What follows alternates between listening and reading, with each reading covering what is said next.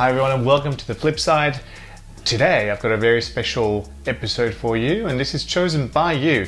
Today we're looking at the W65S or the xmini by Sony Ericsson, and this phone really is probably one of the most popular phones on the flip side. So let's get right into it.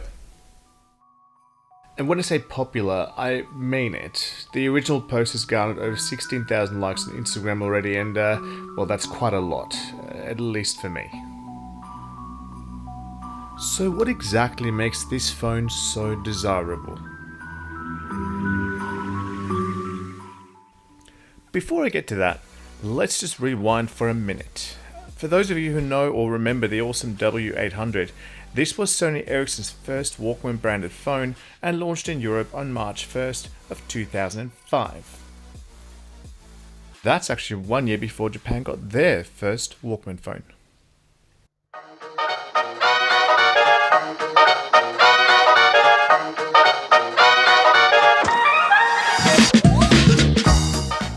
After 15 months of waiting, it was finally Japan's turn. In June of 2006, KDDI AU launched the W42S, Japan's first Walkman Ketai. Rather different to its European counterparts, the phone is a slider and much larger. Despite featuring a SIM card, it supports CDMA 2000 only and cannot be unlocked for other CDMA networks. It features a 1.2 megapixel camera, dedicated music controls, and expandable memory through Memory Stick Duo.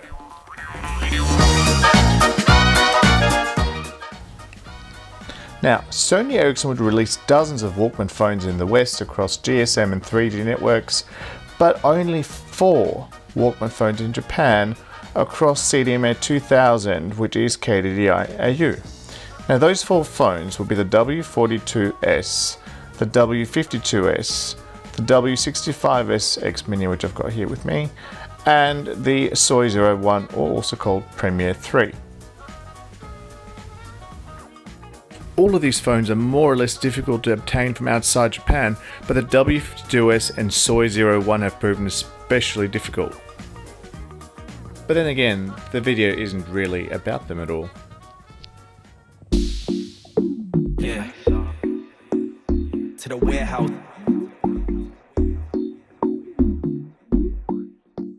Let's get to the star of the show, the W65S xmini.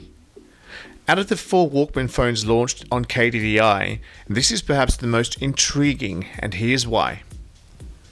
Unlike the rest of the phones in the series, the xmini is the smallest, lightest and sleekest, and perhaps most European of them all.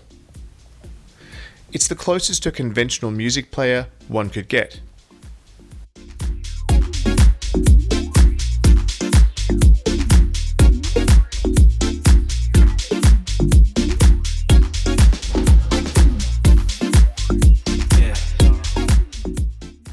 Dedicated music controls, small but high resolution QVGA display, and 4GB internal hard drive are perhaps the most obvious.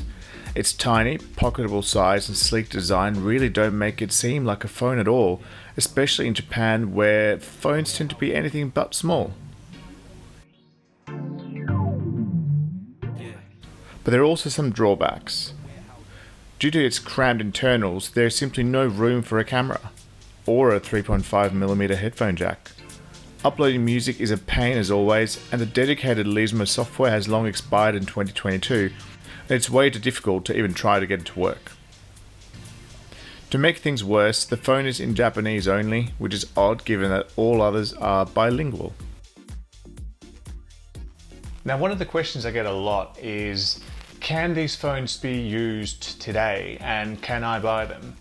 And the answer is sort of yes, you can buy them today, but you cannot use them any longer. So the W65S is a CDMA 2000 model, as I explained earlier, and unfortunately most of those networks have now been superseded by LTE. So there are not many networks left now in 2022 that offer service capability. And say despite the phone having a SIM card, it is actually not possible to use them on a GSM network, so they just don't have any other frequencies on board. So no, it's not possible to use them anymore, but yes, you can collect them. I'll post some resources below where you can find these phones, but yeah, I just needed to put this out there. Unfortunately, no, it is not possible. I know, bummer. Yeah. Now, thank you so much for joining me today. This is a really special phone. I hope you enjoyed it. Ask me any questions you like.